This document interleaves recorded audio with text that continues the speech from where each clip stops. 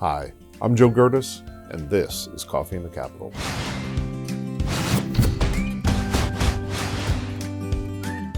Our guest today is State Representative Robert Freeman, representing the 136th Legislative District in Northampton County, and has served his constituents in the Commonwealth since 1982. And Representative Freeman is currently the Majority Chair of the House Local Government Committee. Mr. Chairman, thank you for joining us again. Thank you, Joe. Thanks for having me. Mr. Chairman, to say the world has changed a bit since we last sat down in 2019 seems to be the understatement of all time. But here we are, and the Commonwealth keeps rolling, we keep rolling, and you continue in your leadership role advocating for local governments in Pennsylvania, and we really appreciate you taking the time to talk to us today. No, happy to. And my thanks to you and your organization. You do an outstanding job of representing township officials and making sure their voice is heard in Harrisburg. Thank you, sir. The Local Government Committee, which I've mentioned you chair now, has a great reputation of being one of those committees in the legislature, sir, that really works well together, the minority and majority party, and that's thanks to you and your colleagues on that committee.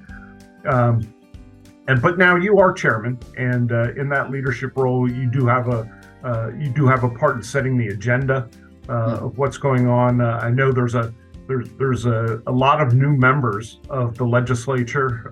There's some 52 new members of the House of Representatives alone. So there's a lot of change there, and just wanted to kind of get a feel for what your priorities were moving into the 23-24 session. Well, thank you. And I do want to acknowledge what you said about our committee being a very collaborative committee between Democrats and Republicans.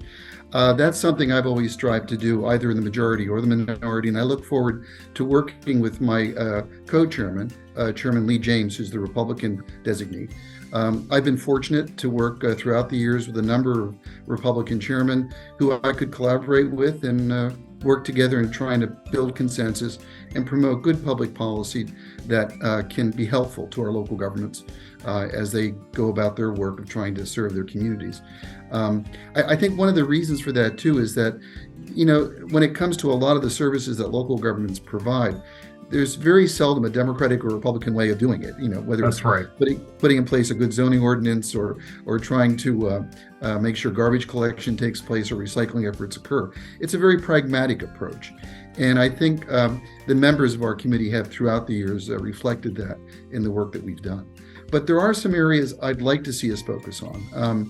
One, which is of growing importance to a lot of communities, particularly in the Southeast, but throughout the state these days, is the issue of stormwater management.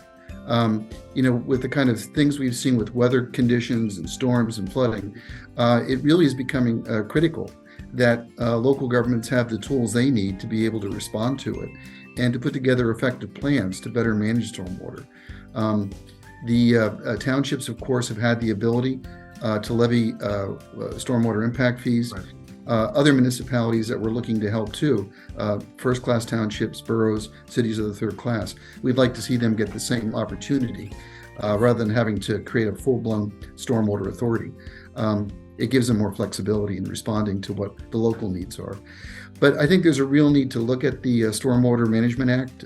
It's been many years since it's been really updated or revised, and see if we can again provide more tools to our local government officials to deal with the very thorny problem of stormwater management. Another, I think, is in the area of land use. We have not really looked at measures that we can do within the MPC, the Municipalities Planning Code, to again give more tools to local governments to better manage growth and development in their communities, particularly in the Southeast. It's a high growth area, and oftentimes they don't have the adequate tools they need to deal with proper planning and proper growth management. So we're going to look at revising that. And in two areas in particular, I think that needs some of our attention. One is dealing with the proliferation of warehouses.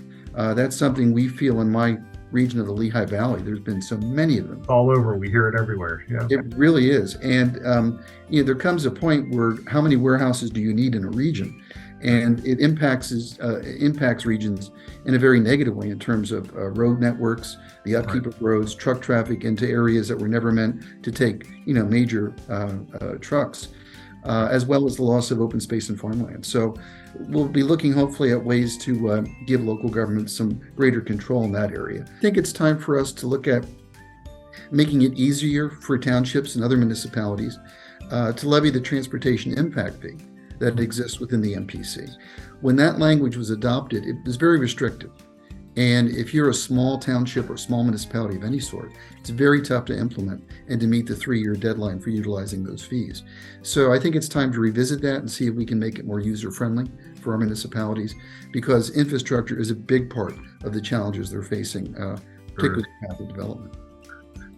Mr. Chairman, one of the you also serve on the bicameral local government commission Yes. with your colleagues in the House and the Senate.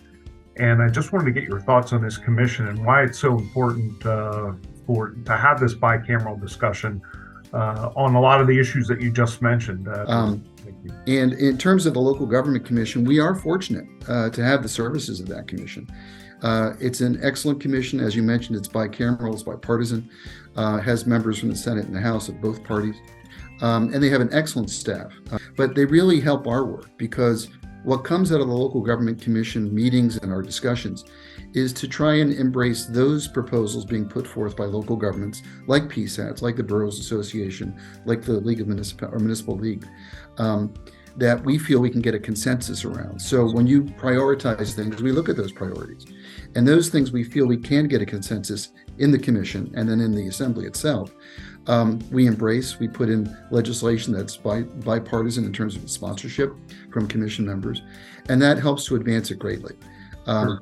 So they are a great support system for our local government committee in the House and in the Senate, and give them a wealth of information and really give us some issues to coalesce around that are bipartisan, and therefore are able to move forward more quickly in the legislative process.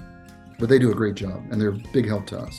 Okay. Mr. Chairman, thank you very much for your time. We look forward to seeing you, hopefully, if your schedule permits, in Hershey, and look forward to working with you and your staff in this 23-24 legislative session. I look forward to it as well. Thank you, Joe. Well, that's all the time we have today for Coffee in the Capitol. Mr. Chairman, thank you again. Thank you. Thank you for joining us on Coffee in the Capitol this month. Remember, if you like what you're seeing, email tvn@psats.org. Also, be sure to subscribe to PSAT's YouTube channel.